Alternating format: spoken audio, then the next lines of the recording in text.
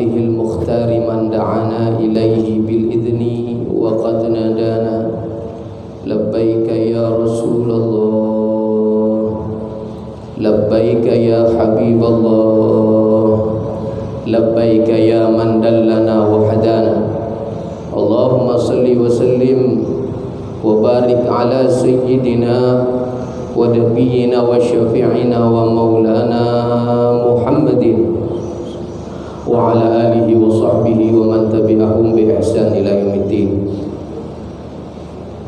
Yang sama-sama kita hormati dan kita muliakan para alim ulama, para ustadz, para tokoh masyarakat, para imam, khatib, bilal, dan seluruh karyawan pengurus masjid sepakat yang dimuliakan Allah. Alhamdulillah, kita panjatkan puja dan puji syukur kepada Allah Subhanahu wa taala yang mana pada malam hari ini, tepat pada malam ke-22 Ramadan, Allah takdirkan kita bisa tetap berkumpul di tempat ini dalam keadaan sehat walafiat guna untuk melaksanakan sunnah-sunnah pendukung di bulan Ramadan ini, yaitu menegakkan sholat tarawih berjamaah. Kemudian salawat dan salam tak henti-hentinya juga kita curahkan ke haribaan baginda kita Nabi Agung Nabi Yuna Muhammad sallallahu alaihi wasallam yang menjadi wasilah, yang menjadi sebab berkat pengorbanan, perjuangan beliaulah sehingga pada malam hari ini sampai detik ini kita dapat menikmati indahnya iman, Islam, dan ilmu pengetahuan. Hadirin hadirat jamaah salat sunnah tarawih yang dimuliakan Allah. Sebelum menyampaikan daripada tema yang tadi telah disampaikan oleh pembawa acara, mengingatkan bahwa pada malam hari ini telah masuk di malam 10 terakhir daripada bulan suci Ramadan. Mereka para salafun as-salihun, orang-orang saleh, para aulia, para ulama-ulama terdahulu, pada malam-malam 10 terakhir bulan Ramadan ini mereka memperhebat lagi ibadah-ibadah pendukung bulan Ramadan. Mereka memperhebat membaca Al-Quran. Mereka memperhebat qiyamul lail, bangun di tengah malam menghidupkan dengan sunnah-sunnah. Maka dari itu saudaraku yang dimuliakan Allah, semoga kita yang hadir pada malam hari ini tidak putus dan tidak berhenti atau berkurang semangat kita untuk melaksanakan atau bersemangat lagi melaksanakan ibadah pada malam-malam terakhir 10 terakhir daripada bulan Ramadan ini. Hadirin jamaah salat tarawih yang dimuliakan Allah, tadi telah disampaikan oleh Al-Ustadz pembawa acara kita yang memberikan tema yaitu tentang keluh kesah di dalam hidup ini. Memang kita ketahui bahwa manusia hidup di alam dunia ini adalah tempatnya kita mendapatkan ujian, tempatnya kita mendapatkan berbagai macam cobaan, tempatnya kita capek-capek di dalam hidup ini menghadapi berbagai macam ujian, cobaan, dan musibah. Namun yang membedakan antara orang beriman dengan orang yang tidak beriman adalah bagaimana dia menjikapi daripada segala macam bentuk ujian yang diberikan oleh Allah Subhanahu wa taala.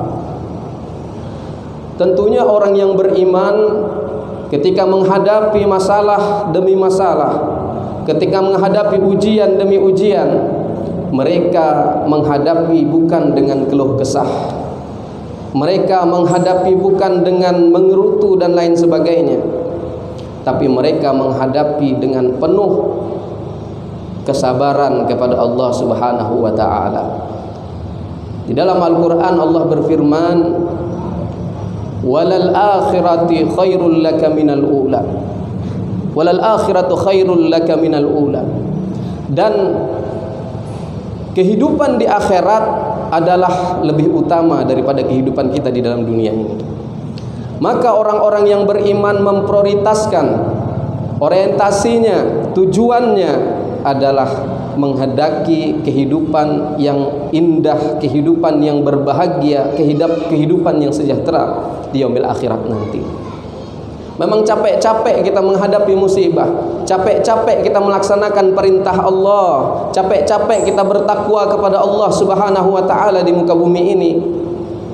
Nanti kebahagiaannya, kesejahteraannya akan kita petik di yaumil akhir.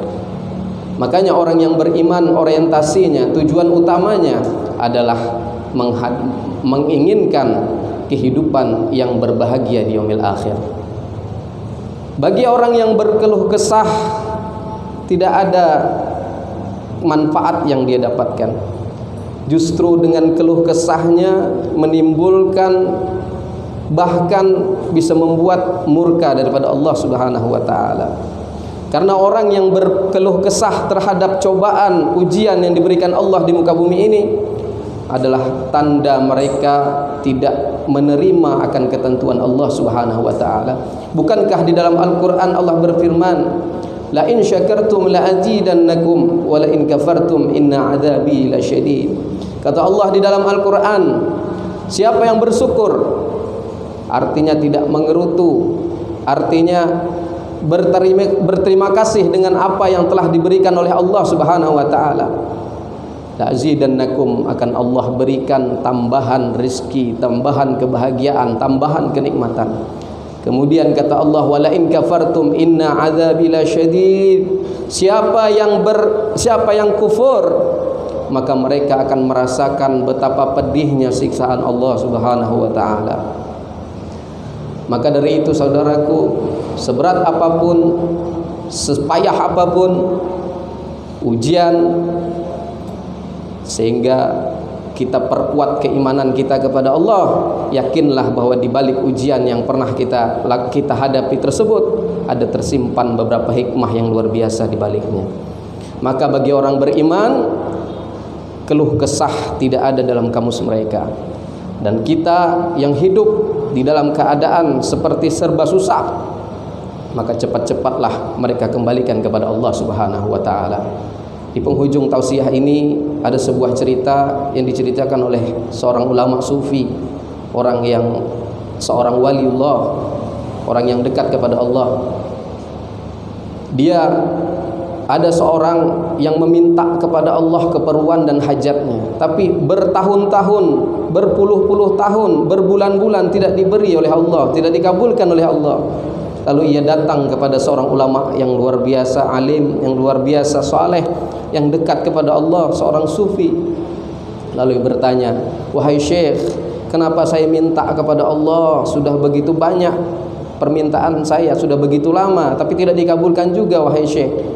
Lalu sang syekh tadi mengatakan kepadanya, wahai saudaraku, kedepankan sifat husnuzonmu kepada Allah Subhanahu wa taala, berprasangka baiklah kepada Allah. Bisa jadi mungkin Allah tidak mengabulkan permintaanmu karena Allah ingin supaya kamu tetap datang terus kepadanya. Kita datang terus setiap malam menghadap kepada Allah dengan penuh perintihan, penuh harapan, penuh hajat. Setiap hari Allah senang melihat yang demikian. Karena bisa jadi kalau nanti dikabulkan permintaanmu itu, besok engkau tidak datang lagi kepada Allah. Kalau dikabulkan, dilunaskan hutangmu kepada orang yang menghutangimu, bisa jadi besok engkau tidak tahajud lagi. Bisa jadi engkau tidak datang lagi kepadaku, kata Allah Subhanahu wa taala. Maka jangan berhenti, bahwa kita kedepankan husnuzon, prasangka baik kepada Allah. Ketika kita minta kepada Allah belum dikabul, mungkin Allah masih ingin kita terus datang kepadanya. Mungkin kita belum siap untuk ketika nanti diberikan apa yang kita inginkan, belum siap kita istiqomah menghadap kepada Allah Subhanahu wa taala. Dan ini adalah pelajaran untuk kita, mudah-mudahan khususnya bagi diri saya sendiri, mudah-mudahan kita yang hidup di dunia yang susah, yang penuh cobaan ini, kita hidup tanpa mengeluh, karena Allah beserta orang-orang yang sabar. Demikian, mudah-mudahan yang sedikit ini ada manfaatnya.